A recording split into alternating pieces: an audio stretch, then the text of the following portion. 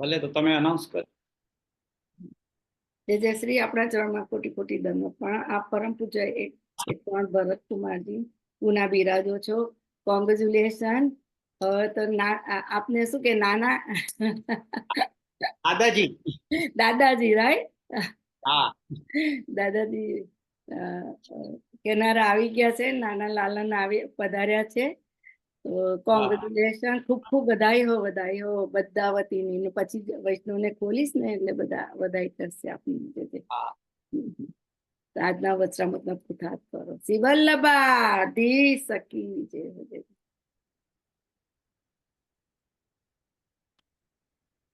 नमो नमस्ते अस्तु ऋषभाय सात्वताम विदुर काष्ठाय मुहुः योगिनां निरस्त साम्यातिशयेन राधसा स्वधामिनी ब्रह्मणि गिरं सते नमः। स्वामिनी भाव गौरस्य स्वस्वरूपं प्रपश्यत कटाक्षैर्विठ्ठलेशस्य श्यामता चित्रितं बहु स्वस्मिन्नुभय भावेन स्वेषामुभय रूपतां स्पष्टं बोधयितुं गौरश्याम श्री विठ्ठलेश्वर सौंदर्यं निजरुद्गतं प्रकटितं स्त्रीगूढभावात्मकं पुंरूपं च पुनस्तदन्तर्गतं प्राविविशत्स्वप्रिये संश्लिष्टावभयोर्बभौ रसमयः कृष्णो हि यत्साक्षिकं रूपं तत्त्रितयात्मकं परमभिध्येयं सदा वल्लभं श्रीवल्लभप्रतिनिधिं तेजोराशिं दयार्णवं गुणातीतं गुणनिधिं श्रीगोपीनाथमाश्रये सायं कुञ्जालयस्थासनमुपविलसत्स्वर्णपात्रं सुधौतं राजद्यज्ञोपवितं परितनुवसनं गौरमं भोजवक्त्रं प्राणानायम्य नासापुटनिहितकरं कर्णराजद्वयमुक्तं वन्देर्धुन्मीलिताक्षं मृगमदतिलकं विठ्ठलेशं सुकेशम्। उपस्थित परम भगवदीय स्मिताबेन अने और यहाँ पे उपस्थित बाकी सब वल्लभीय जन, आज के इस सत्र में मैं आप सबका स्वागत करता हूँ। और हम अभी सर्वोत्तम स्तोत्र की श्री हरिराय जी की टीका का अवलोकन कर रहे हैं। हमने पिछली बार प्रारंभ किया था। श्री सर्वोत्तम स्तोत्र के ऊपर अनेक टीकाएं उपलब्ध हैं, लगभग 7 जितनी टीकाएं उपलब्ध हैं, मैंने आपको पिछली बार बताया था। और श्री हरिराय जी की उस पर एक सूक्ष्म टीका है और एक विस्तृत टीका है। तो हम उसी विस्तृत टीका के आधार पर इस स्तोत्र को समझने का प्रयास कर रहे हैं। आशा करता हूं कि मेरे हिंदी में व्याख्यान करने से आप लोगों को कोई दिक्कत नहीं हो रही हो। असल में बहुत से वैष्णवों ने मुझे कहा कि आप केवल गुजराती में ही करते हैं या ब्रजभाषा में करते हैं, तो हमें थोड़ी दिक्कत होती है। जो नॉन गुजराती हैं उन लोगों को दिक्कत होती है, इसलिए मैंने कहा कि हिंदी में इस बार करके देखते हैं। इसलिए मैंने इस बार हिंदी में प्रवचन करना पसंद किया है। परंतु आप सभी मुझे बताएं इस सत्र के अंत में कि हिंदी में आपको कैसे जम रहा है या नहीं, फिर हम उस प्रकार से करेंगे। तो हम आज के विषय पर आए तो श्री हरिराय जी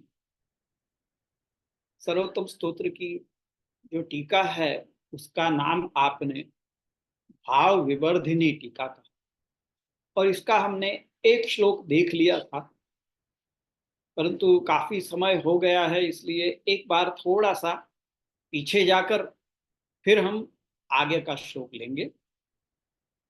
जैसे कि प्रथम श्लोक में हमने देखा प्राकृत धर्मानाश्रयम अप्राकृत निखिल धर्म रूपमिति निगम प्रतिपाद्यम यत् तत्शुद्धम साकृति स्तौमी। अब इस एक श्लोक के अंदर संपूर्ण ब्रह्मवाद आ जाता है। जो भी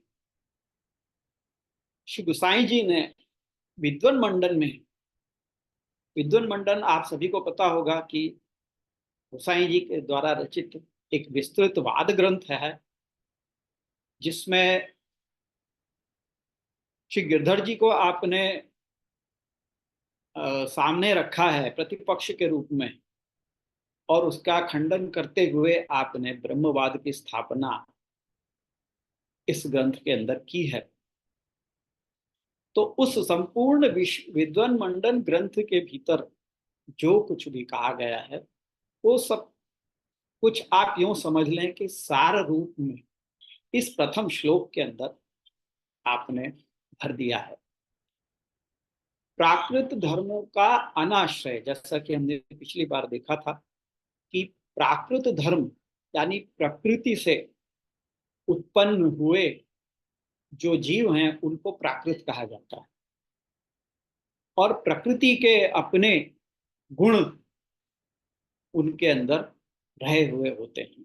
हम सभी प्राकृत जीव हैं और हमारे भीतर प्रकृति के गुण हैं, सत्व रज तम, और इन सब का मिश्रण। इस प्रकार से हम सभी जो भी जन्म लेते हैं वो प्राकृत गुणों से बंधे हुए होते हैं, और इन प्राकृत गुणों से बंधे हुए होने के कारण अपने अपने स्वभाव के अनुसार ही हम जो कुछ भी करते हैं वो करते हैं। जैसे आप देखोगे कि जो राशियां हैं, मून साइन या सन साइन जो भी आप कहते हो, मून साइन हमारे यहाँ चंद्र की साइन देखी जाती है, इसलिए हम मून साइन को मानते हैं और उसी के आधार पर नाम आदि रखा जाता है।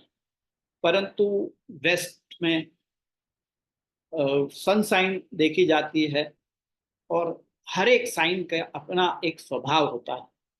कहते हैं कि जो एरीज है उसका अपना एक अलग गुण होता है, जो पीशियंस हैं उनका अपना एक गुण होता है। इस प्रकार 12 राशियों के अपने अपने गुण स्वभाव सब होते हैं। तो ये सारे क्या है? ये सारे प्राकृत गुण हैं। तो क्या यहाँ पर जिस ब्रह्म की स्तुति की जा रही है प्रथम श्लोक के अंदर, प्राकृत धर्मानाशय अप्राकृत निखिल धर्म रूपम इति निगम प्रतिपाद्यम यत् तत्शुद्धम साकृति स्तौमी, यहाँ जो स्तौमी शब्द है वो ये बताता है कि स्तुति करता हूं मैं, उसकी स्तुति करता हूं कि जो प्राकृत धर्म का जिनमें अनाश्रय है, जिनमें प्राकृत धर्म नहीं है, प्रकृति के गुण जिनमें नहीं है। फिर ये प्रश्न उठा था कि क्या गुण नहीं, गुणहीन है, गुण रहित है, उनकी स्तुति कर रहे हैं? क्या उन ब्रह्म की कि जिनमें गुण ही नहीं है कोई भी प्रकार के, वो निर्गुण है, उनकी स्तुति कर रहे हैं? तो अगला ही शब्द जो है वो इसका निषेध कर देता है। अप्राकृत निखिल धर्म रूपम, ये कहकर के अप्राकृत गुण ऐसे कि जो प्रकृति से संबंधित नहीं है, अप्राकृत गुण है, अर्थात कि अलौकिक गुण। अलौकिक गुण जो लौकिक से संबंधित नहीं है, जो इस जगत में हमको देखने में नहीं आते, ऐसे अलौकिक गुण, वो भी सर्वगुण निखिल धर्म, संपूर्ण अलौकिक गुणों का स्वरूप जो है वो यहाँ पे स्तुति का विषय है। तो ये अलौकिक गुण कौन से हैं? ऐसे तो असंख्य गुण हैं, हम गिना नहीं सकते, इतने गुण हैं अलौकिक। परंतु इनको एक 6 भागों में बांट दिया गया है और उनको भग कहा गया है। ये 6 गुण कौन से हैं अलौकिक गुण? तो वो हैं ऐश्वर्य, श्री, ऐश्वर्य, वीर्य, यश, श्री, ज्ञान और वैराग्य। ये 6, इन 6 गुणों को जिनको भग कहा जाता है वो आप में विराजते हैं, इसीलिए आपको भगवान कहते हैं।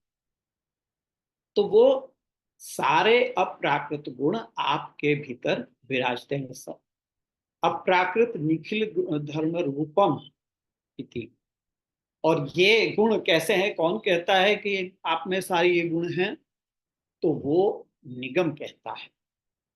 निगम का अर्थ होता है वेद। नितरां गमयति ब्रह्म बोधयति इति निगम।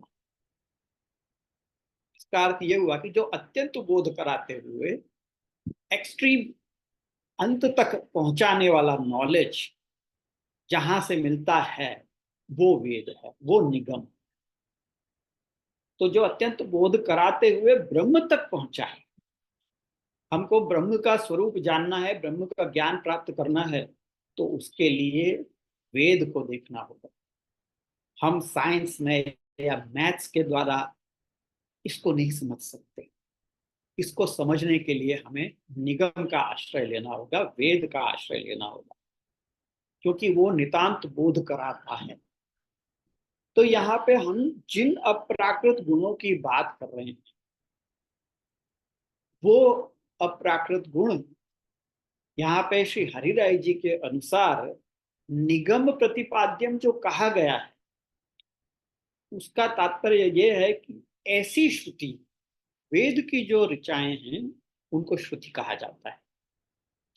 तो श्री हरिराय जी ऐसी आज्ञा कर रहे हैं कि ऐसी श्रुतियां जो नितांत बोध सामर्थ्य जिनके भीतर है, वो पुष्टि श्रुतियां हैं। दो प्रकार की श्रुतियां हैं वेद के अंदर। वेद के अंदर एक श्रुति तो वो है, एक प्रकार की वो है कि जो ब्रह्म को निर्गुण निराकार और निष्कर्मक बताती हैं, वो भी श्रुतियां हैं वेद में। वो भी कहा गया है। अधिकतर आचार्यों ने उन्हीं, और खासकर शंकराचार्य ने, मायावादियों ने उन्हीं श्रुतियों का आश्रय लेते हुए ये प्रतिपादित, ये स्थापित किया है कि ब्रह्म जो है वो निर्गुण निराकार निर्धर्मक है, और कर्म भी उसको लागू नहीं होता, वो कोई प्रकार का कर्म करता नहीं। परंतु साथ ही साथ ऐसी श्रुतियां भी हमको मिलती हैं जो ब्रह्म को साकार बताती हैं, सगुण बताती हैं, सकर्मक बताती हैं। तो उन श्रुतियों का क्या?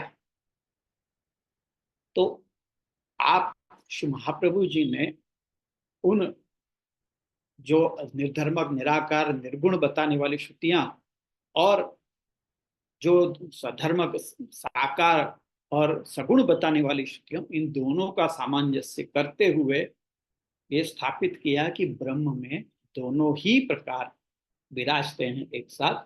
जहां वो निर्गुण निराकार निर्धर्मक बताते हैं, वो प्राकृत धर्म का निषेध कर रहे हैं कि जो प्रकृति के गुण, लौकिक गुण आप में नहीं है, लौकिक आकार, हमारे जैसा आकार हाथ पैर वगैरह, ऐसा ब्रह्म का नहीं है।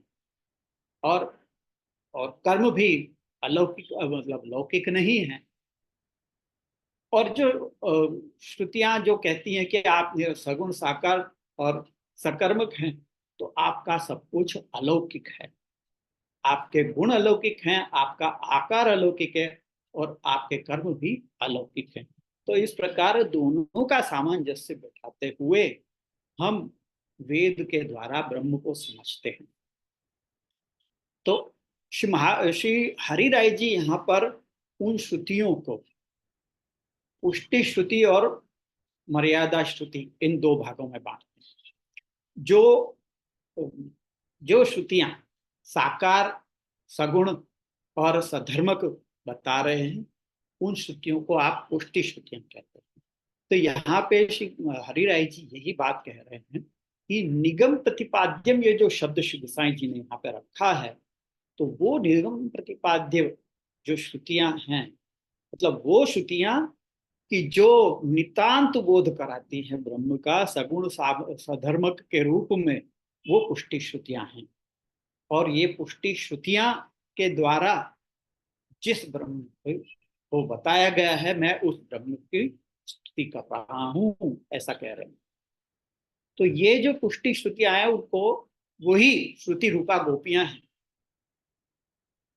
श्रुति रूपा गोपियों द्वारा ही वेणुगीत के प्रस्ताव में कहा गया है कि अक्षण्वताम फलम इदम न परम विदाम। तो वहां पे यही कहा है कि अक्षण्वताम, अक्षण्वताम का मतलब होता है जिनके आंख जिनको प्राप्त है, नेत्र जिनके जिनको प्राप्त है, नेत्र इंद्रिय जिनको मिली हुई है, उनके लिए फल तो ये भगवत स्वरूप के दर्शन ही हैं, इससे अधिक और कुछ नहीं है। तो इन्हीं श्रुति रूपा गोपियों ने वेणुगीत में ये कहा है। पर जो मर्यादा श्रुतियां हैं वे तो बस न इति ऐसे कह के आत्मलाभान न परम विद्यते इत्यादि इन शब्दों से कहकर वो रह जाती हैं। तो उनको स्वरूप का परितः ज्ञान नहीं है, उनको कंप्लीट नॉलेज ब्रह्म के स्वरूप का नहीं होने से वो वैसा बोधन नहीं कर पाएंगी। यही बताने के लिए निगम पद यहाँ पे दिया गया है कि जो नितराम बोध, जो नितांत बोध कराता है, जो संपूर्ण प्रकार से ब्रह्म के स्वरूप का बोध कराते हैं, उन श्रुतियों द्वारा प्रतिपादित जो स्वरूप है वही, उसी स्वरूप की मैं स्तुति करता हूं। और यही कारण है कि श्रीमद् भागवत को जो पुष्टि रूपी शास्त्र है, निगम रूपी कल्प वृक्ष का फल बताया गया है। आपने सुना ही होगा ये कि निगम शास्त्र, निगम कल्पतरोर गलितम फलम शुकम खाद अमृत द्रव संयुतम पिबत भागवतम रसमालयम मुहुरहो रसिका भुवि भावुका। यानी कि निगम रूपी कल्प वृक्ष में से जो गलित फल है, निगम कल्प तरोर गलितम फलम शुक मुखाद अमृत द्रव संयुतम, शुकदेव जी के मुख के से जब जो निकलता है तो वो अमृत द्रव हो जाता है, अमृत रूप हो जाता है। कहते हैं कि जिस फल के ऊपर तोता, जिसको गुजराती में पोपट कहते हैं, वो अपनी चोंच मार दे, वो फल मधुर हो जाता है। तो यहाँ पर भी ये जो निगम रूपी कल्प वृक्ष से गिरा हुआ फल है श्रीमद् भागवत, और जो सुखदेव जी के मुख से संबंधित होकर वो अमृत का स्वरूप हो गया है, उसको फल बताया गया है। मतलब श्रीमद् भागवत को वो स्थान दिया गया है। और इसीलिए समाधि भाषा के अलावा अन्य में फल रूपता ही नहीं। अन्य कोई भाषा, समाधि भाषा 3 प्रकार की भाषा है, ये भी आपने सुना होगा कि समाधि भाषा एक तो लौकिकी भाषा है, एक परमत भाषा है और एक समाधि भाषा है। श्रीमद् भागवत की ये 3 भाषाएं। तो जो समाधि भाषा है, जो वेद व्यास जी ने समाधि में स्थित होकर जो कुछ भी कहा है, उसी समाधि अवस्था में जो कुछ भी कहा है, वो श्रीमद् भागवत वो प्रमाण है, अपने यहाँ मान्य है। तो इसीलिए कह सकते हैं कि जहां फल प्राप्ति हो वहां ये पुष्टि श्रुति के बोधन बिना नहीं है। यह पुष्टि श्रुति जो संपूर्ण स्वरूप का प्रतिपादन करती है, ब्रह्म के स्वरूप का, तो उसके बिना फल प्राप्ति नहीं है। इसलिए कह सकते हैं कि आचार्यों का स्वरूप पुष्टि श्रुतियों के द्वारा ही प्रतिपादित है। क्योंकि आचार्य चरण का स्वरूप क्या है? आचार्य चरण का स्वरूप है श्री कृष्णास्य, जो आगे इस श्लोक में, इस स्तोत्र में भी आने वाला है। श्री कृष्ण का मुखारविंद स्वरूप है। तो श्री कृष्ण जब पुष्टि श्रुतियों द्वारा ही श्री कृष्ण के स्वरूप का प्रतिपादन किया जा सकता है, तो श्री आचार्य चरण का स्वरूप भी पुष्टि श्रुतियों द्वारा ही प्रतिपादित किया जा सकता है। और ये प्रतिपादन, ये डिपिक्शन, इसमें 2 भाव हैं। एक भाव तो ये है कि भगवान जो है वो आचार्य चरणों के वश में है, ये आप सब जानते हैं। तो आचार्य चरणों के वश में होने के कारण जब गोपी जनों में या श्रुति रूपा गोपी जनों में मान आदि का दोष आ जाता है, तो भगवान उन पे अप्रसन्न हो जाते हैं, उनसे नाराज हो जाते हैं। तो ऐसे में ये पुष्टि श्रुतियां, ये गोपीजन जो है वो आचार्य चरणों के स्वरूप का प्रतिपादन जब करते हैं तो भगवान उन पर प्रसन्न हो जाते हैं। तो इस प्रकार उन पे कृपा करवाते हैं, ऐसा प्रतिपादन है। दूसरा प्रतिपादन का भाव, क्यों वो ऐसा डिपिक्ट करती हैं पुष्टि श्रुतियां, तो दूसरा उसका कारण ये है कि पुष्टि श्रुतियां स्वयं भगवदीय हैं, और भगवदीय होने के कारण उनका स्वधर्म है कि भगवत स्वरूप का प्रतिपादन करना, भगवत स्वरूप की स्तुति करना।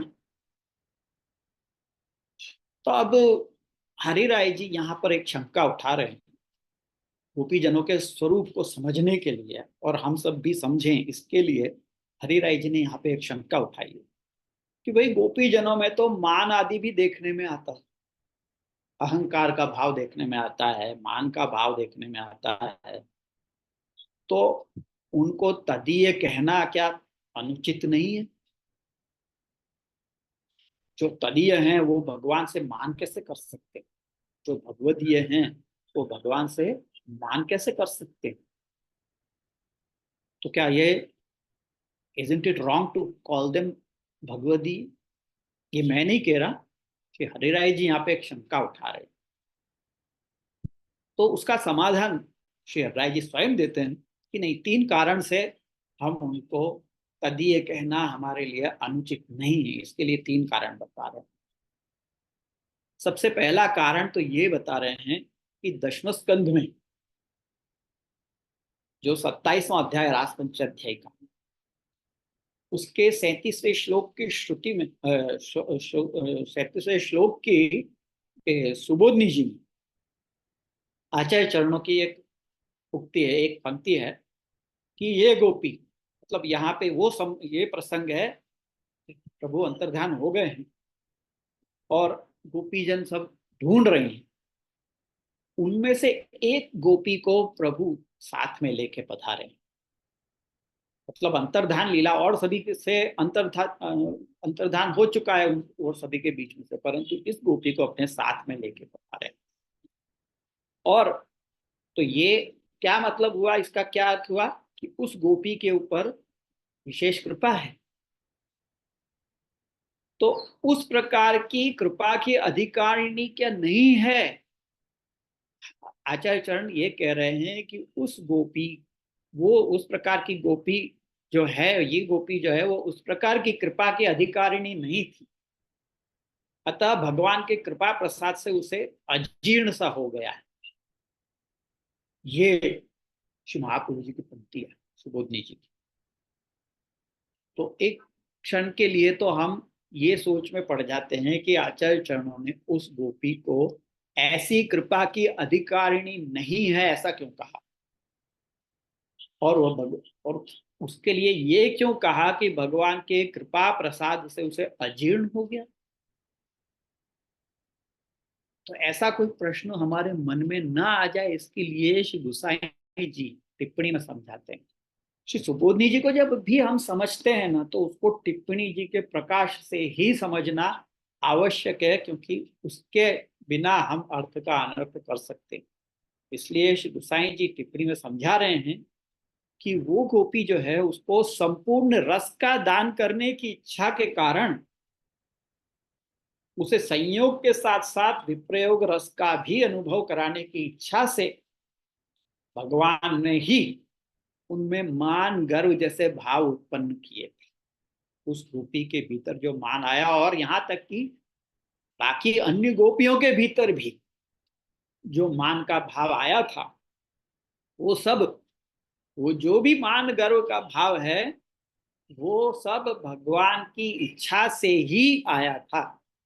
क्योंकि भगवान उनको संपूर्ण रस का दान करना चाहते, और संपूर्ण रस का दान कब हो सकता है? जब संयोग और विप्रयोग रस दोनों का दान हो, तो संपूर्ण रस का दान हो सकता है। जैसे कि किसी को, मैं एकदम लौकिक उदाहरण दूंगा आपको, कि किसी को भोजन का आनंद लेना है, तो भोजन का आनंद होने के मिलने के लिए क्या आवश्यक है? पहले तो भूख लगनी सबसे ज्यादा आवश्यक। पेट खाली होगा तो भोजन अच्छा लगेगा ना, नहीं तो आपका पेट भरा हुआ है एकदम, अभी अभी आपने भोजन किया है, और तुरंत आपकी मनपसंद कोई वस्तु आपको कोई ऑफर करे कि चलो पूरन पूरी खाओ या समोसा खाओ जो आपको बहुत पसंद है, तो आपको इच्छा नहीं होगी, भले आपको कितना भी पसंद हो। आप कहेंगे कि नहीं नहीं, अभी नहीं खा। तो उसके लिए पेट में खाली, तो पेट खाली होना चाहिए, भूख लगी होनी चाहिए, तो आप उस सामग्री, उस व्यंजन का आनंद ले सकते हैं। तो ऐसे ही यहाँ पर गोपी जनों के भीतर जो मान गर्व का जो भाव है, वो सब ठाकुर जी द्वारा ही उत्पन्न किया गया है वो भाव, क्योंकि उससे उनको विप्रयोग का दान होगा, और जब विप्रयोग का दान होगा तब फिर जब वापस संयोग में प्राप्त होगा तो उनको जो आनंद मिलेगा, जो रस की प्राप्ति होगी, वो कहीं बढ़ के होगी। तो श्री गुसाई जी ऐसे कह रहे हैं कि ऐसे भक्त अन्यथा भगवान के समक्ष ऐसे भाव प्रकट करें जो इतने उत्तम कोटि के उत्तम अधिकारी भक्त हैं, वो भगवान के आगे मान गर्व जैसे भाव प्रकट करें, ये संभव ही नहीं। तो इसका अर्थ ये हुआ कि भगवान ने ही उनके अंदर वो मान गर्व के भाव रखे थे। और दूसरा कारण बता, तीन कारण बताए ना कि अयोग्य नहीं है, ये जानने के लिए। तो पहला तो हमने समझ लिया कि भगवान ने ही उनके भीतर वो भाव रखे थे, इसलिए उनके अंदर मान और गर्व आया। दूसरा कारण उनको तदीय कहना अयोग्य नहीं है, उसके लिए दूसरा कारण है कि श्रुति रूपा गोपियों को अपने आचार्य के स्वरूप का ज्ञान है। और तीसरा कारण है प्रभु की इन पर कृपा की अधिकता है। ठाकुर जी उनको फेवर कर रहे हैं, बहुत ज्यादा फेवर कर रहे हैं। आप कहोगे कि क्यों फेवर कर रहे हैं भाई, तो मैं कहूंगा, या आचार्य चरण या श्री गोसाई जी कहेंगे, ये प्रभु की इच्छा है भाई। जिसको चाहे ज्यादा फेवर करें, जिसको चाहे नहीं करें, प्रभु तो सर्वसमर्थ है, प्रभु हैं वो, आखिर ईश्वर हैं, उनके ऊपर हम कोई लॉजिक तो डाल नहीं सकते। तो प्रभु की इनके ऊपर विशेष कृपा की अधिकता है, ज्यादा कृपा करना चाह रहे हैं भगवान, इसलिए उनके ऊपर, इसलिए उनको तदीय ना कहना या तदीय नहीं मानना ये गलत हो। तो उनका तदीय कहलाना उचित ही है। तो अब ये प्रश्न उठा कि ऐसा स्वरूप जैसा वर्णन श्री महाप्रभु जी का किया गया है इस स्तोत्र के अंदर, ऐसा स्वरूप पूर्व सिद्ध है या नवीन हुआ है, नया हुआ है। तो उसके लिए श्लोक में कह रहे हैं यत तत् शुद्धम साकृति स्तौनी। यत तत्, यहाँ पे जो यत पर तत् दिया गया है वो बताता है कि जो पूर्व सिद्ध है वो ही ये है। यत, जो वहां था वो यहाँ है। वहां यानी कहा, वो स्वरूप जो किशोर आकृति अच्युत भगवान का पूर्व में श्रुति रूपाओं ने देखा था, उस स्वरूप के बिना तो उसका मन मानेगा नहीं। ये भावी को पहचान लेना चाहिए कि जैसा पूर्व में देखा था उसी में मन लग गया, अब उसी स्वरूप के बिना तो मन मानेगा नहीं। तो यहाँ आचार्य चरणों के स्वरूप में भी कोई अंतर नहीं है, भगवत स्वरूप में और आचार्य चरणों के स्वरूप में कोई अंतर नहीं है, इसलिए वही स्वरूप ये है, पूर्व सिद्ध स्वरूप है। अब प्रश्न ये उठता है कि पुरुषोत्तम की स्तुति तो सब करते हैं, तो आपके द्वारा स्तवन में हेतु क्या है, आप क्यों स्तुति कर रहे हो। यद तत्शुद्धम साकृति स्तौमी, ये कह रहे हैं ना। तो हाँ, स्तुति तो सभी करते हैं, परंतु शुद्ध स्वरूप की स्तुति नहीं करते। इसीलिए यहाँ श्लोक में शुद्धम शब्द दिया गया है। मैं यहाँ शुद्ध स्वरूप की स्तुति कर रहा हूं, यानी पूर्ण पुरुषोत्तम स्वरूप की, और किसी भी स्वरूप के साथ जिनका कोई मेल नहीं है, ऐसे शुद्ध स्वरूप की मैं स्तुति कर रहा हूं, जो सत्व रज तम इन गुणों से लिप्त नहीं है, चाहे प्राकृत हो चाहे अप्राकृत सत्वरजतम हो। आप निर्गुण स्वरूप से मतलब यहाँ पे जो लौकिक गुण रहित स्वरूप, वही शुद्ध स्वरूप है, उसी की मैं स्तुति कर रहा हूं। परंतु प्रश्न फिर ये उठता है कि साकार निराकार दोनों प्रकार की श्रुतियां सुनी गई हैं, और उनमें शुद्धत्व का निर्धार कैसे हो? कैसे पता चले कि शुद्ध साकार शुद्ध है या निराकार शुद्ध है? तो समाधान ये है कि शुद्ध वही है जो साकृति है, जो साकार है। साकार ही शुद्ध है। निराकारवादिनी श्रुतियां जो हैं, जो श्रुतियां निराकार बता रही हैं, वो तो प्राकृत आकार रहित ब्रह्म की स्तुति करती हैं।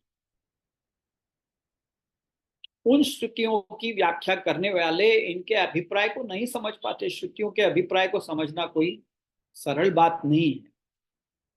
ऐसा नहीं है ब्रह्म बड़ा नहीं है, छोटा नहीं है, मोटा नहीं है, पतला नहीं है वगैरह नेति नेति करके बहुत सारे बातें वहां पे कही गई हैं वेद के अंदर ब्रह्म के स्वरूप को समझाने के लिए। परंतु उनकी व्याख्या जब हम करते हैं तो उनकी व्याख्या करने वालों को इन श्रुतियों का अभिप्राय समझ में नहीं आता कि आखिर ये कहना क्या चाहती। इसलिए वो ब्रह्म को निराकार बताने लगते हैं कि भाई श्रुतियों ने कहा है कि आकार नहीं है तो ठीक है, भगवान में ब्रह्म में आकार नहीं है। अथवा यूँ समझो कि मर्यादा श्रुतियां को उतना ज्ञान ही नहीं है, कि उनको वैसे दर्शन ही नहीं हुए, तो वैसा प्रतिपादन में कैसे करती। अब जैसे महाप्रभु जी के स्वरूप को ही आप ले लो। महाप्रभु जी के स्वरूप को सबने देखा। आप भूतल पर पधारे, सबने देखा आपको। अधिकारी अनधिकारी सबने आपके दर्शन किए, परंतु कितने शरण में आए? क्या सबके सब जीव शरण में आ गए? जिन्होंने भी आपको देखा, जिन्होंने भी आपके दर्शन किए, क्या वो सबके सब स्वरूप शरण में आ गए? नहीं। जो स्वरूप शरण में आए, जो वैष्णव शरण में आए, वो कितने, हम उनकी संख्या देखते हैं 84 वैष्णव, उन्हीं की वार्ता देखते हैं। ऐसी बात नहीं है कि अन्य भी शरण में नहीं आए होंगे, परंतु ये 84 वैष्णव खास विशेष। तो वो जिन्होंने देखा आपको, जो शरण में नहीं आए, उन्होंने उनके दर्शन नहीं किए, ऐसी बात तो नहीं है। परंतु दर्शन करने के बावजूद आपको आपके स्वरूप का ज्ञान नहीं हुआ। आप एक सन मनुष्य आकृति में पधारे हैं, इसलिए कोई यूं समझे कि ये तो साधारण मनुष्य है। तो ऐसे ही मर्यादा श्रुतियां जो हैं, वो भगवत स्वरूप को जानती नहीं, उनको वैसे दर्शन नहीं हो रहे हैं जैसे पुष्टि श्रुतियों को हो रहे हैं, तो वह वैसा प्रतिपादन नहीं कर रही है। पुष्टि श्रुतियां तो साकार को ही शुद्ध मानती हैं, क्योंकि वैसा स्वरूप उनके द्वारा ही देखा गया है, उन्होंने ही देखा। जब उद्धव जी ब्रज में पधारे भगवान का संदेश लेकर, और वो आके ब्रह्म का ज्ञान देने लगे कि ब्रह्म निर्गुण है, निराकार है वगैरह वगैरह, तो गोपीजनों ने क्या कहा कि भाई तू क्या ब्रह्म ब्रह्म कर रहा, हम तू जिसको कह रहा है कि आकार नहीं है, गुण नहीं है, हाथ पैर नहीं, उसको हमने साक्षात इन आंखों से देखा है, इन नेत्रों से हमने उसके दर्शन किए हैं, उसका अनुभव किया है, उसका स्पर्श किया है, और तू कह रहा है कि नहीं है। क्यों? क्योंकि उसको वैसे दर्शन नहीं हुए। पुष्टि श्रुतियों ने देखा है, साकार को ही शुद्ध मानते, क्योंकि वैसा स्वरूप उनके द्वारा ही देखा गया। केवल उन्हीं के लिए भगवान ने अपना शुद्ध स्वरूप प्रकट किया, सबके साथ रास नहीं किया है। गोपीजनों के साथ, गोपीजनों को ही रास लीला का दान किया है, अपना शुद्ध स्वरूप उन्हीं के लिए प्रकट किया है, क्योंकि अन्यों को वैसे दर्शन की योग्यता नहीं है। ये जो श्रुति रूपा गोपियां, ऋषि रूपा गोपियां हैं, वो विशेष हैं, अन्य को वैसे दर्शन की योग्यता ही नहीं है। ये बात बरहा पीड़म की जो सुबोधनी जी है, उसमें भी ये पंक्ति आती है, दुर्लभत्वम चैतस्य रसस्य ज्ञापितम परम काष्ठापन्न स्वतंत्र फल जित्सयैवं कृतवान प्रभुरिति ज्ञेयम अन्यथा शक्र शर्वादीनाम अज्ञानेपि उपेक्षावद अत्रापि तथा भवेत्। तो ये जो रस है उसकी दुर्लभता इसी से पता चलती है कि परम काष्ठापन्न स्वतंत्र फल दान करने की इच्छा से ही ये प्रभु ने किया है। प्रभु ने जो वेणुनाद किया, उस वेणुनाद के भीतर भगवान ने अपना स्वरूप, रस रूप स्वरूप पधराया वेणु के रंध्र के भीतर, और वो सीधा जाके गोपी जनों के कर्णों में पहुंचा और वहां से उनके हृदय में उतर गया, और वही फिर वर्णन के रूप में, वेणु गीत के रूप में हमको प्राप्त होता है। तो क्यों केवल गोपी जनों ने उसको उसको समझा और उस स्वरूप का अनुभव किया? क्योंकि भगवान की ऐसी इच्छा थी कि परम काष्ठापन्न स्वतंत्र फलदान गोपी जनों को करना है। अन्यथा शक्र शर्वादि नाम अज्ञाने भी उपेक्षावद अत्रापि तथा भवे। शक्र का अर्थ है ब्रह्मा जी, शक्र का अर्थ है इंद्र, और शर्व यानी ब्रह्मा को कहते हैं।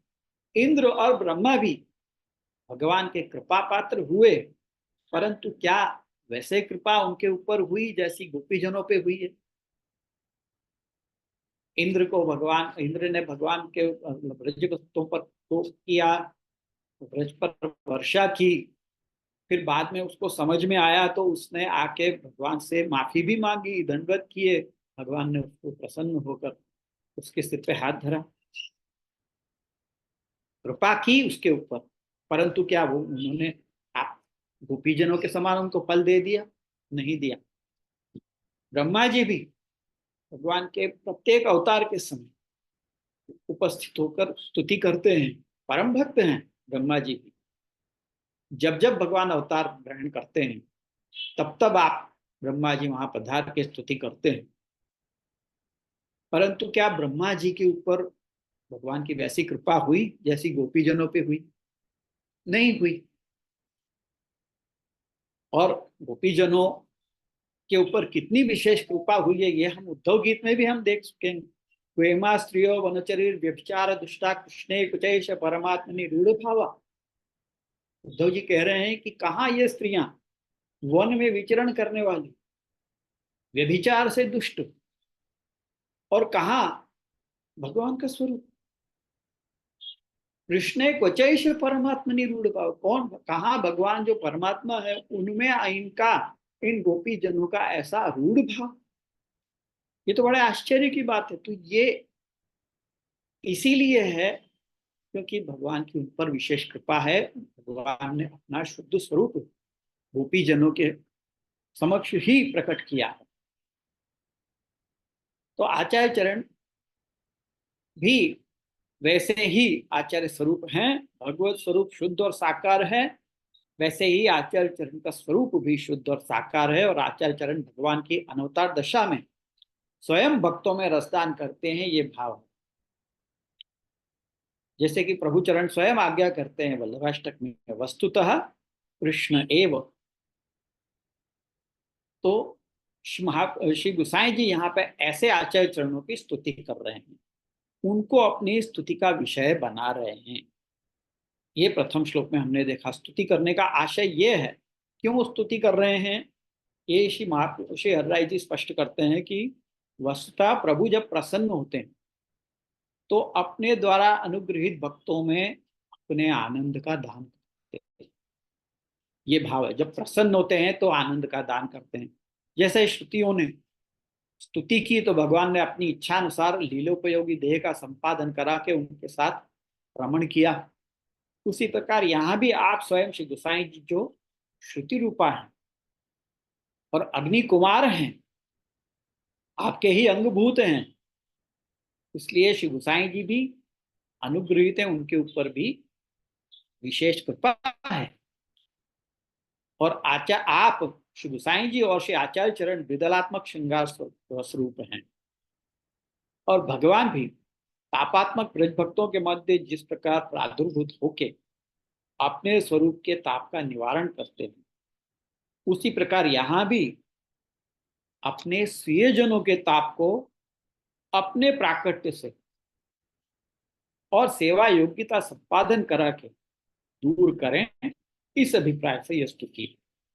मतलब तत्शुद्धम साकृति स्तौमी जो कहा है, वह स्तुति करने का कारण ये है कि आप अपनी स्तुति से प्रसन्न होके स्वीय जनों के, आप अपने जो स्वीय जन हैं, जो अपने जो द्वारा निज जन जो हैं, आपके महाप्रभु जी के जो निज जन हैं, उनके ताप को अपने प्राकट्य से और सेवा योग्यता संपादन के द्वारा दूर करना। तो जो भी इस स्तोत्र का पाठ करे, उसके ताप का अपनोदन हो, उसका ताप दूर हो, उसमें सेवा योग्यता हो, उसके लिए ये स्तुति होती है। ये हुआ प्रथम श्लोक। अब द्वितीय श्लोक की उत्थानिका में श्री हर्राई जी एक प्रश्न उठा रहे हैं कि ऐसा तो आप ही कह रहे हो, आपसे पूर्व तो किसी ने ऐसा वर्णन नहीं किया, और प्रभु स्वरूप के ज्ञाता व्रज सीमंतिनियों ने भी ऐसा वर्णन नहीं किया, वो कैसे? तो कह रहे हैं कि कलिकाल तमश्छन्न दृष्टित्वाद विदुषामपि संप्रत्य विषयस्तस्य माहात्म्यम समभूत्वी। शंका ये है कि श्री गोसाई जी से पूर्व ऐसा वर्णन और किसी ने नहीं किया है, और श्री हरिराय जी के अनुसार जो भी 84 वैष्णव इत्यादि जो भी भूतल पे हैं, वो सब भी निकुंज लीला से ही पधारे हैं, वही सीमंतिनियां हैं। हम 84 वैष्णव की वार्ता जब पढ़ते हैं तो उसमें 3 जन्म की भावना हम देखते हैं कि लीला में उनका क्या स्वरूप था। तो कोई ना कोई गोपी वो भी रहे हैं लीला में, निकुंज की लीला में हैं, तो वो भी सब विरज सीमंतिनियां ही हैं, ऐसा श्री हरिराय जी प्रतिपादन कर रहे हैं। तो उन्होंने भी ऐसा वर्णन क्यों नहीं किया आचार्य चरण के स्वरूप का, ये प्रश्न है। तो उसका उत्तर इस दूसरे श्लोक में हमको मिलता है। कलिकाल तमश्छन्न दृष्टित्वाद विदुषामपि संप्रत्य विषयस्तस्य महात्म्यम समभूत हुई। कलिकाल रूपी तम से आच्छन्न दृष्टि होने के कारण विद्वानों को भी, मतलब विद्वानों की दृष्टि भी कलिकाल रूपी तम से आच्छन्न होने के कारण संप्रति यानी वर्तमान में तस्य महात्म्यम, भगवान का महात्म्य अथवा श्री आचार्य चरणों का महात्म्य अविषय समभूत, यानी कि संप्रति वर्तमान में आपका स्वरूप ज्ञान का विषय नहीं रहा। महात्म्य समभूत भुवि, भूतल में कलिकाल रूपी जो अंधकार है उससे आच्छन्न अर्थात व्याप्त जिनकी दृष्टि है, कलिकाल रूपी अंधकार जिनकी दृष्टि में छाया हुआ है, ऐसे ब्रह्मा आदि पंडित और वेद वेदता भी अधुना हो गए। अभी सांप्रत काल में पंडित और वेद जानने वाले भी अभी कैसे हो गए हैं, कलिकाल रूपी अंधकार उनकी दृष्टि में, ज्ञान की दृष्टि में, उनके ज्ञान के नेत्रों के सामने कलिकाल रूपी अंधकार छा गया। इसलिए श्रीमद प्रभु का महात्म्य अब वाणी का विषय नहीं रहा। आचार्य चरणों का स्वरूप का महात्म्य और श्रीमद प्रभु के स्वरूप का महात्म्य अब वाणी का विषय नहीं रहा। कैसे आपके महात्म्य को समझाएं, वो पंडित भी नहीं समझ सकते, वेद वेदता भी नहीं समझ सकते।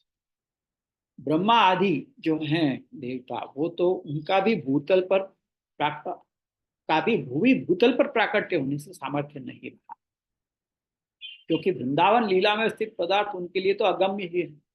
वृंदावन लीला में स्थित जो पदार्थ हैं वो तो ब्रह्मा जी के लिए भी अगम्य है, वहां नहीं पहुंच सकते।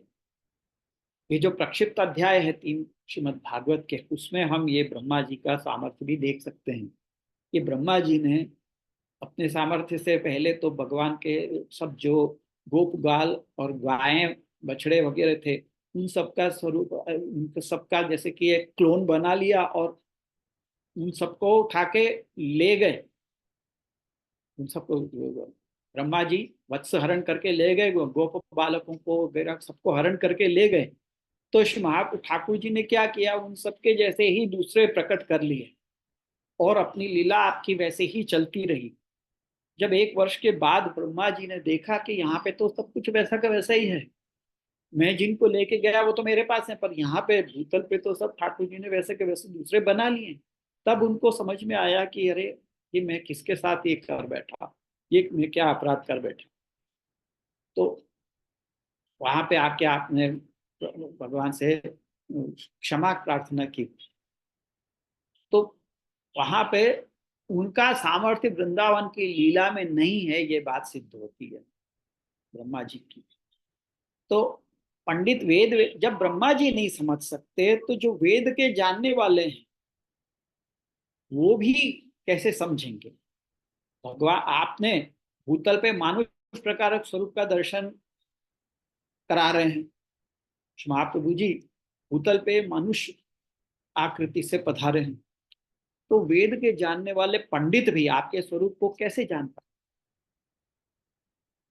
तो प्रश्न ये उठता है कि ऐसा मानुषत्व आपने दिखाया क्यों, क्या आवश्यकता थी कि ऐसा मानुष्यत्व दिखाना। तो उसका समाधान यह है कि मानुषत्व नहीं होगा तो लीला रस का अनुभव आधुनिक जीवों को नहीं हो पाएगा। जीवों को भगवान के लीला रस का अनुभव कराने की इच्छा प्रभु की है, इसलिए आपको भूतल पर प्रकट होने की आज्ञा की। आपने इसीलिए सुबोधनी जी के प्रारंभिक कारिकाओं में कहा है कि अर्थम तस्य विवेचितुम नहीं विभुर्वैश्वानराद वाक्पतेर अन्यस्तत्र विधाय मानुष तनु माम व्यासवत श्रीपति दत्वाज्ञा। मतलब के भगवत स्वरूप का जो महात्म्य श्रीमद् भागवत के भीतर रहा है, उस भागवत के भीतर रहे हुए महात्म्य का अर्थ को अन्य कोई समझ नहीं पाता है, न समझा पाता है। इसलिए अर्थम तस्य विवेचितुम नहीं विभुर वैश्वानराद वाक्पते है, मतलब आप जो वैश्वानर स्वरूप हैं, भगवत मुखारविंद स्वरूप, आपके अतिरिक्त, आपसे अतिरिक्त अन्य कोई उसका अर्थ विवेचन करने में समर्थ नहीं है। ये जान के आपको मानुष तन, मनुष्य स्वरूप धारण करके उस अर्थ को प्रकट करने की इच्छा से भूतल पर पधारने की आज्ञा की। अब आप फिर पूछोगे कि भाई ऐसी लीला क्यों की भगवान ने। तो वही ईश्वर की, आप ईश्वर हैं, इच्छा आपकी जानना अशक्य है, इसलिए अज्ञान युक्त ही है। दूसरे नहीं जान सके आपके स्वरूप को, ऐसी लीला भगवान ने क्यों की, तो भगवान की इच्छा ऐसी है इसलिए की। तो जो पूर्व में अनुभव किया होने पर भी श्रीमंत इन्हीं द्वारा वर्णन क्यों नहीं हुआ, ये भी प्रश्न आता है। चलो दूसरों को नहीं समझ में आया, 84 वैष्णवों ने जो भूतल पे पधारे हैं आपके लिए ही, उनको भी आपके स्वरूप का, चलो उनको ज्ञान तो हो गया, परंतु आपने प्रतिपादन क्यों नहीं किया, उन जीवों ने क्यों प्रतिपादन नहीं किया आपके स्वरूप का ऐसा। तो कह रहे हैं कि कलिकाल तमश्छन्न दृष्टित्वात्। अब इसको अलग प्रकार से समझा रहे हैं शेर राय जी। हमने ये देख लिया कि कलिकाल रूपी अंधकार से आच्छन्न दृष्टि होने के कारण विद्वानों को और पंडितों को नहीं समझ में आए, परंतु यहाँ हरिराय जी कलिकाल तमश्छन्न दृष्टित्वात् इन शब्दों को भिन्न प्रकार से समझा रहे हैं, अलग प्रकार से समझा रहे हैं। आप ये कह रहे हैं कि कलिकाल, यहाँ कलिकाल शब्द का ये अर्थ ले रहे हैं कि कली का भी जो काल है, ऐसे कौन है कली का काल, कली को दूर करने का सामर्थ्य किसमें है, किसी में नहीं है भगवान के अलावा। तो कली का काल तो भगवान ही, और भगवान कैसे हैं, तमो रूप हैं, क्योंकि भगवान का रंग कैसा है, श्याम रंग है। तमो रूप श्याम रंग जो है वो तम का भी द्योतक है, तम को भी दिखाता है। तो कलिकाल तमच्छन्न दृष्टित्वात, यहाँ पे उन ब्रज भक्तों की दृष्टि भी कलिकाल तम से छन्न है। अर्थात कली का काल रूपी जो तम यानी कि भगवान, भगवान इनकी दृष्टि का विषय बने हुए हैं, उससे आच्छन्न दृष्टि है आपकी। इस कारण से इनके कथन का विषय नहीं रहा। मतलब इसका अर्थ यह है कि उनके ज्ञान का विषय तो बने, तो आपके भीतर जो ब्रज भक्त हैं, जो भूतल पर पधारे हैं 84 वैष्णवों के रूप में, उनको आपके स्वरूप का ज्ञान आपके दर्शन से हो गया, ये माना। पर वो आपके स्वरूप का प्रतिपादन इस प्रकार से क्यों नहीं कर पाए? क्योंकि आपके भीतर आपका स्वरूप ऐसा छाया हुआ है कि आपको कथन करने के का मतलब उनकी वर्णन की शक्ति ही नहीं रही। जैसे कि वेणुगीत के प्रारंभ में भी हम देखते हैं कि गोपीजनों ने वेणुनाद का वर्णन करना प्रारंभ किया, परंतु वो वर्णन कर नहीं सकी। उसके बाद वर्षा पीड़म श्लोक के बाद में फिर वो वर्णन करने में उनके भीतर सामर्थ्य आया। वो सब दूसरी, अगर मैं उस बात पे जाऊंगा तो फिर वो संपूर्ण विषय दूसरा चला जाएगा। परंतु इतना यहाँ समझना आवश्यक है कि आचार्य चरणों के स्वरूप का ज्ञान तो उनको हो गया, परंतु वर्णन करने का सामर्थ्य आप में नहीं रहा। उनकी दृष्टि भगवत स्वरूप से आच्छन्न है। ये बात तो श्री गुसाई जी ने गोपस्त्री नयनांजनम व्रजवधु नेत्रांबुजांतर्गता तारा, ऐसा वर्णन श्रृंगार रस मंडन के भीतर चतुर्थ उल्लास में किया है। यदि आप, मैं आपके साथ एक स्क्रीन शेयर करना चाहता हूँ स्मिता बेन, एक स्क्रीन शेयर करवाने માટે મને આપજો। मैं आपको वो श्लोक दिखाना चाहता हूँ।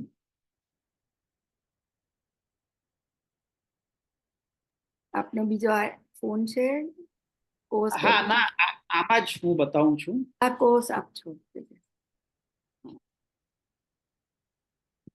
नहीं आ નથી।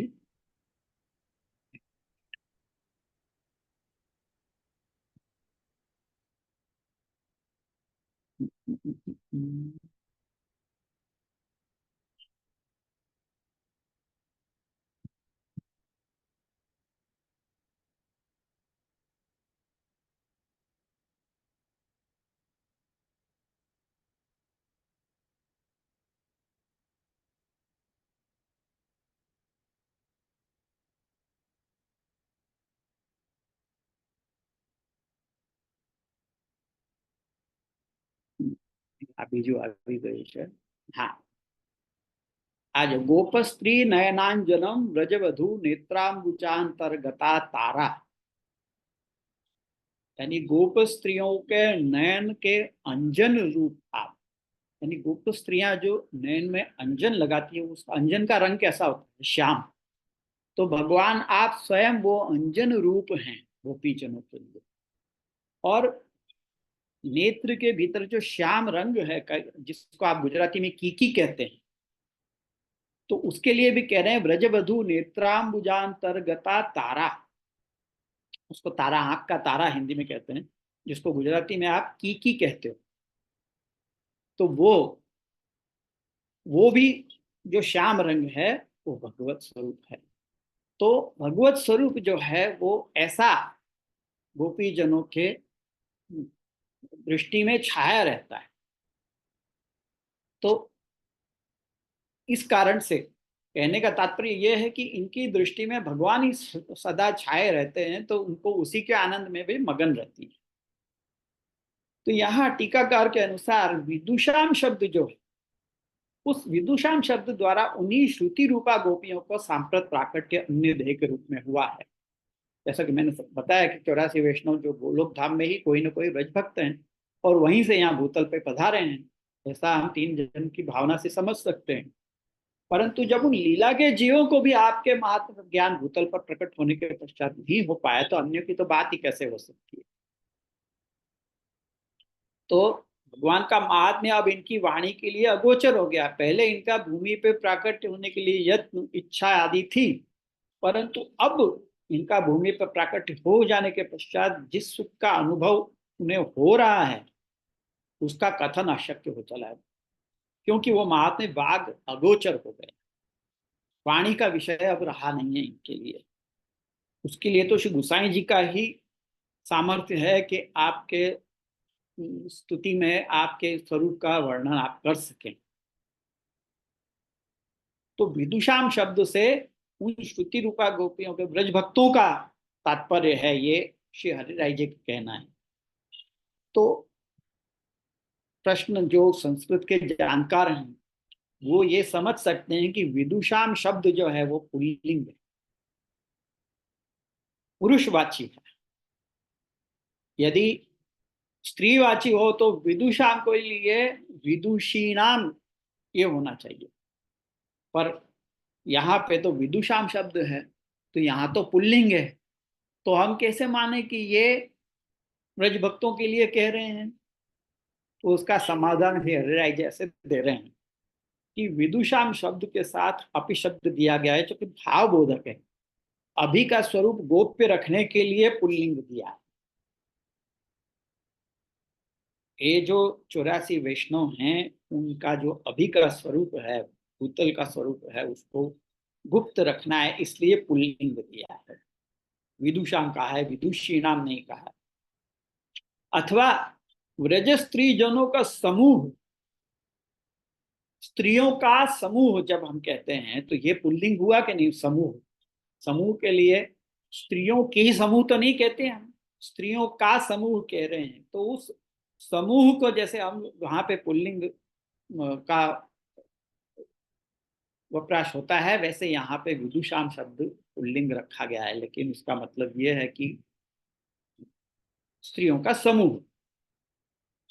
और यहाँ भगवान के महात्म्य को तम कहने का तात्पर्य भी टीकाकार बता रहे हैं कि ये तामस भक्त हैं, अर्थात तामसी हैं, इसलिए उन्हें तामस भाव से ही भगवत प्राप्ति है, ये बताने के लिए तम शब्द दिया है। तो फिर इनके लिए महात्म ज्ञान का विषय क्यों नहीं हुआ, ये शंका होती है। तो उसका समाधान ये बता रहे हैं कि इनके लिए भगवान का अभिप्राय किसमें है ये जानना अभिलषित नहीं। इनको ये नहीं जानना है कि भगवान का अभिप्राय क्यों क्या है। उनके लिए तो उन्होंने तो पूर्व में भी दर्शन की ही अभिलाषा की थी, दर्शन के पश्चात ही रमण की इच्छा हुई, इसलिए उनको अब अज्ञान होना युक्त होना युक्त ही है। ये तो सर्वभाव पूर्वक दासियां ही हैं, इनके लिए स्वामी के रस का अनुभव होना ही योग्य है, उनका कथन नहीं। वो कथन के लिए नहीं आई।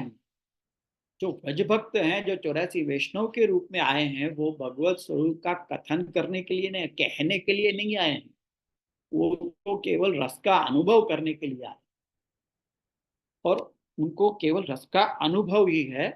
कथन की इनके लिए, इनका काम ही नहीं है कथन का कहना, इसलिए उन्होंने नहीं कहा।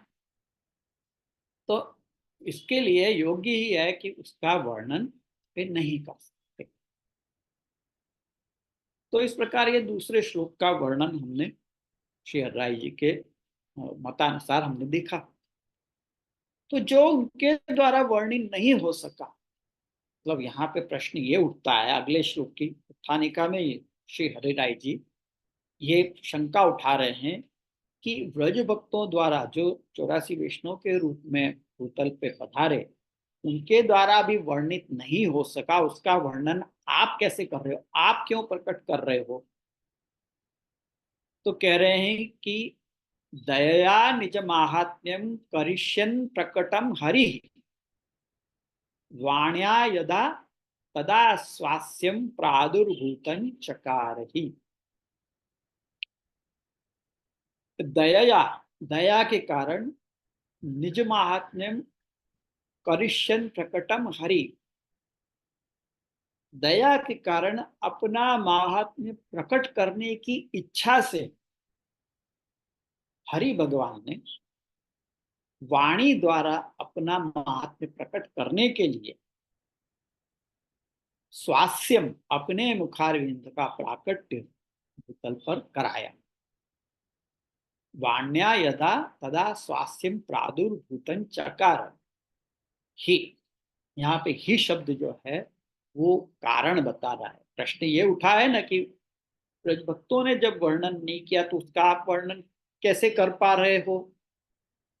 वो इसलिए कर पा रहे हैं कि भगवान ने अपने स्वरूप का महात्म्य प्रकट करने के लिए भूतल के जीवों पर, दैवी जीवों पर कृपा विचारने के लिए अपने मुखारविंद रूप आचार्य चरणों का प्राकट्य भूतल पर करवाया।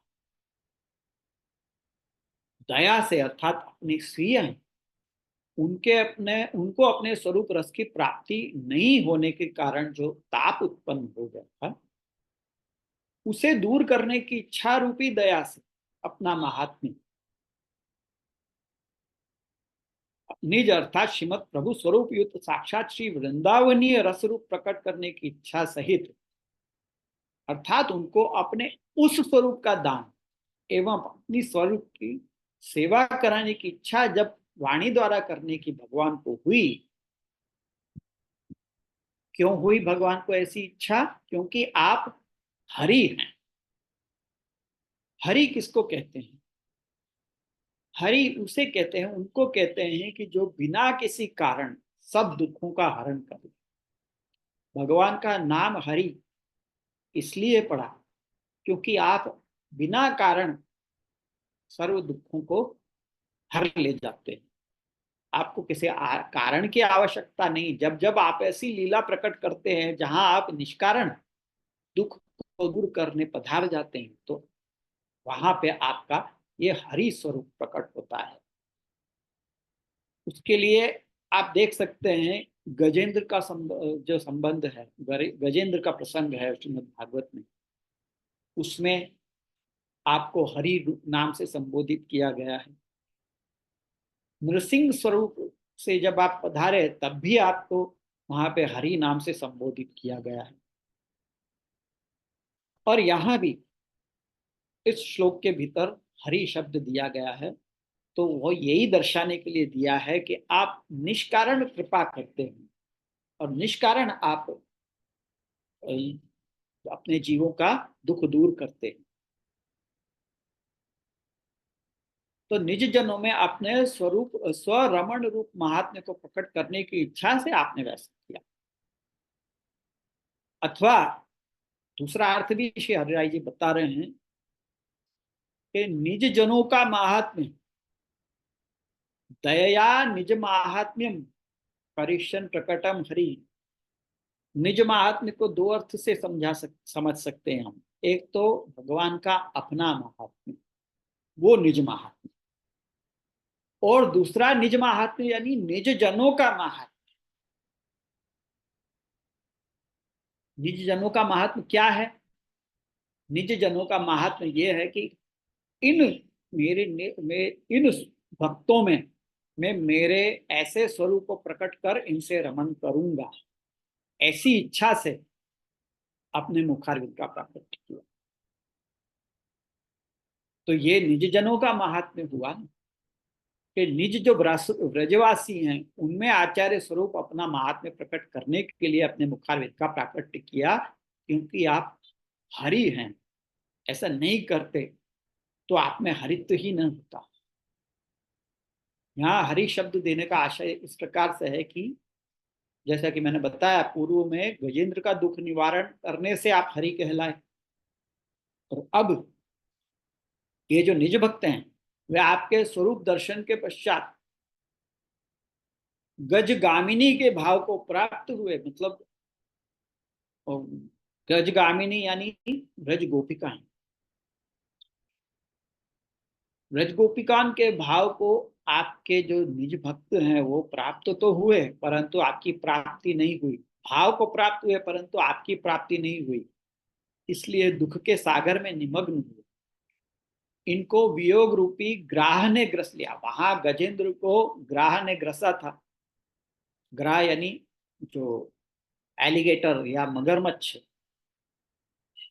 गजेंद्र मोक्ष के प्रसंग में मगरमच्छ ने गज का पैर पकड़ लिया था, और यहाँ पे ब्रज गोपिकाओं के यानी गजगामिनी, ब्रज गोपिकाओं को गजगामिनी भी कहा जाता है। तो गजगामिनी के भाव को प्राप्त हुए जो भक्त हैं, उनको भगवत प्राप्ति नहीं हो पा रही थी, दुख के सागर में वो डूबे हुए थे, और वियोग रूपी ग्राह ने ग्रस लिया था। वहां पे तो एक ही गजेंद्र था, पर यहाँ पे तो अनेक जीव हैं। उन सबका उद्धार नहीं किया तो हरि नाम का यश जाता रहेगा, इसलिए हरि शब्द दिया। वहां तो गज था, यहाँ गजगामिनीत्व है। यहाँ ब्रज भक्तों के भाव को प्राप्त हुए जो जीव हैं, उनका उद्धार आवश्यक है। आचार्य चरणों ने भी आज्ञा की है, स्त्रीणाम अत्र विशेषतः। मैं एक और बार आपके साथ स्क्रीन शेयर करना चाहूंगा। एक श्रीमद् भागवत के 10वें स्कंध की सुबोधनी जब प्रारंभ होती है, वहां पे देखो आप 17वें श्लोक है, प्रथम 10वें स्कंद के प्रथम अध्याय के 17वां श्लोक है। भूमेर दृप्त नृपव्याज दैत्यानीक शतायुतैः आक्रांता भूरि भारेण ब्रह्मांडं शरणं जय। भूमि, वहां पे 10वें स्कंद के प्रथम अध्याय के भीतर भूमि गौ रूप धारण करके ब्रह्मा जी के पास जाती है, और वहां अपना जो दुख है वो वर्णन करती है। वो यहाँ पे 17वें श्लोक में कहा गया है। तो इसकी सुबोधनी जी में आचार्य चरणों ने कारिकाएं दी हैं। भक्तानाम दुख नाशाय कृष्णावतरणम मतम भूमिर्माता तथा चान्ये भक्ता वही त्रिविधा मता। और इसी श्लोक में यहाँ पे स्त्रीणाम वही ये बीच में आप यदा तदा हरि कृष्ण प्रादुरासीदिति स्थिति ये भक्ता शास्त्र रहिता स्त्री शूद्र द्विज बांधवा तेषाम उद्धार कृष्णा स्त्रीणाम अत्र विशेषतः। स्त्रियों का विशेषतः उद्धार करने के लिए हरि भगवान, हरि ही कृष्ण, यदा तदा हरि कृष्ण प्रादुरासीदिति स्थिति, ये कहा। तो यहाँ पे स्त्रियों के ऊपर विशेष कृपा करने के लिए यहाँ प्रकट हुए हैं। स्त्री शूद्रादि धृति क्षमा आचार्य चरणों के स्वरूप है, कहा गया है, आगे सर्वोत्तम स्तोत्र में ये नाम आएगा। तो उसी कारण से यहाँ स्त्रियों पर विशेष कृपा करने के लिए आचार्य चरणों के प्राकट्य है, इसलिए आपको हरि शब्द यहाँ दिया है। और 10वें स्कंद के 44वें अध्याय में, यानी कि उद्धव गीत वाले अध्याय में 52वें श्लोक में भी गोकुल को दुख के समुद्र से उबारने की प्रार्थना की गई, जिसकी सुबोधनी में आप आज्ञा करते हैं कि यदि न किया ऐसा तो आपका हरित्व नहीं रहेगा, आप हरि कैसे कहलाएंगे। तो जब महात्म्य प्रकट करने की इच्छा हुई, तब आपने विचार किया कि जिस किसी भी प्रकार से उनमें सामर्थ्य नहीं है, तब आप संपूर्ण पुरुषोत्तम लीलास्त स्वरूपों में से केवल मुख का ही ताप दूर करने का सामर्थ्य है। ताप दूर कैसे होता है? जिसका हमको विरह हो रहा हो, विरह का ताप हो रहा हो जिसके देखने के लिए, तो ताप दूर कैसे होगा? मुख देखने से ही दूर होता है ना ताप। क्या हम अपने प्रिय, जो हमको बहुत प्रिय है, उसका हाथ देख के हमारा ताप दूर हो जाएगा? या पैर देख के हमारा ताप दूर हो जाएगा? या अंग का और भी कोई भाग देख के हमारा ताप दूर हो जाएगा? नहीं होगा। जब तक मुख नहीं देखेंगे तब तक ताप दूर नहीं होगा। तो यहाँ पे भी प्रभु के स्वरूप का ताप जो है, वियोग का जो ताप है, वो दूर करने का सामर्थ्य केवल मुख के अवतरण से ही है, इसलिए मुख का प्रादुर्भाव किया। इस मार्ग में मुख की ही उत्तमता है। वो ऐसे कि नेत्रों द्वारा भी दर्शन सुख तो मुख देखने से ही मिलता है ना। पूर्व में भी दर्शन सुख की मुख्य मानने वाले पुष्टि श्रुति रुचि गोपियों ने अक्षण्वताम फलम इदम कहा है। नेत्र के लिए फल क्या है? भगवत स्वरूप का मुखारविंद का दर्शन। अक्षण्वताम फलम इदम न परम विधाम सख्य वो ठाकुर जी और श्री बलदेव जी के मुखारविंद का दर्शन करना, ये ही अक्षण बताम जो नेत्र इंद्रियां जिनको प्राप्त है उनके लिए फल है, ये कहा है। तो मुख का प्राकट्य होना इसलिए आवश्यक है। हास्य पद के साथ स्व शब्द का उपादान लगा गया है। स्वास्यम प्रादुर्भूतन चकार, स्व आस्यम। तो यहाँ स्व क्यों लगाया वो भी श्री हरिराय जी बता रहे हैं। भगवान स्वपद स्वामियों में ही मानते हैं, अन्यत्र नहीं। श्रृंगार रस मंडन में भी भगवान स्वामी जी से कहते हैं कि तुम्हारे लिए मैं प्रकट के जैसे मैं प्रकट हुआ हूं वैसे तुम मेरे लिए हो। अतः स्व आस्य कहने से स्वामिनी जी की मुखरूपता भी आ जाती है। स्वास्थ्य कहा, स्व से स्वामिनी जी द्योतित होती है, स्वामिनी जी का तात्पर्य है। तो स्वामिनी जी की मुखरूपता भी आ जाती है, इसलिए उभय रूपता इस शब्द से आती है। दोनों रूप हैं, स्वामिनी जी स्वरूप भी हैं और कृष्ण स्वरूप भी हैं। श्री कृष्णास्यम, इसमें दोनों रूपता आ गई। तो वो उभय रूपता से ही वो ताप दूर करने के लिए प्राकट्य, स्वामिनी स्वरूप से भी और कृष्ण स्वरूप से भी। और इसीलिए अग्नित्व का भी वर्णन है, वो वास्तव में अग्नित्व न होकर निज जनों में ताप का दान करने के लिए उस भाव का प्राकट्य कराने की इच्छा से अग्नित्व कहा है। वो ताप भाव हो उसके लिए अग्नित्व कहा है। प्रभु चरणों ने भी अग्नित्वम वर्णितम ते कविभिरपि सदा वस्तुतः कृष्ण एव कहा है। तो वहां श्लोक में प्रादुर्भूतम ये जो श्लोक में है, प्रादुर्भूतम चकार ही जो कहा है, वो कहने का तात्पर्य भी यही है कि जिस स्थिति में है उसी स्थिति में प्राकट्य, न कि जनित। मतलब जिस स्थिति में है वैसे ही प्रकट हो जाना, उत्पन्न करना नहीं। प्रादुर्भाव किया, प्रादुर्भाव यानी जो पहले से है वो प्रकट हो, उत्पन्न नहीं होता। और श्लोक में चकार ही कहने का तात्पर्य भी भगवत अभिलाषा को ही बता रहे हैं, भगवान की अभिलाषा, भगवान की इच्छा को ही बता रहे हैं। जैसे कि आचार्य चरणों ने कहा, अर्थम तस्य विवेचितुम, और ये योगी है ये बताने के लिए ही पद है। क्योंकि ऐसे स्वरूप के अतिरिक्त स्त्रियों के ताप से जनित, मतलब निज जनों के ताप से जनित, अपनी रमण करने की इच्छा से जनित अपने खेद को दूर करने का सामर्थ्य अन्य कहीं नहीं होता। आचार्य चरणों के मुखारविंद के अलावा और किसी में वो ताप को दूर करने का सामर्थ्य नहीं है, ये अर्थ है। तो इस प्रकार हम आज 2 श्लोक और देख चुके हैं, दूसरा और तीसरा। तो आज यहाँ पर हम समाप्त करते हैं। कल इससे आगे के श्लोकों को हम देखेंगे और उसके बाद फिर जाके आगे हम नामों को प्रारंभ करेंगे। आज हम पे विराम लेते हैं। और स्मिता बेन, आप माइक खोलो।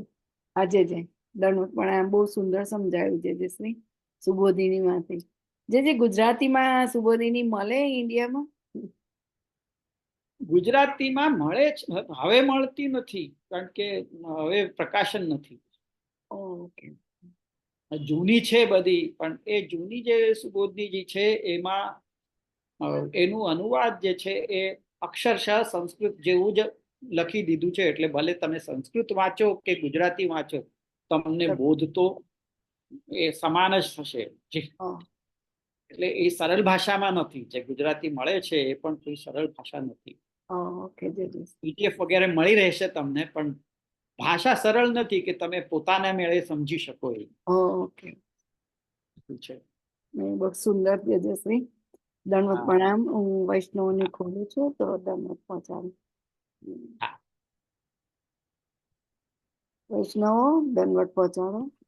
दंडवत प्रणाम जय जय श्री जय जय दंडवत प्रणाम जय जय दंडवत प्रणाम जय जय दंडवत प्रणाम दंडवत प्रणाम जय जय श्री जय जय दंडवत प्रणाम। हैप्पी गौरी दंडवत मंगल बधाई जय जय बधाई आपको। हाँ बधाई है बोला बधाई हो दिल से की जय बधाई हो खूब आनंद आयो।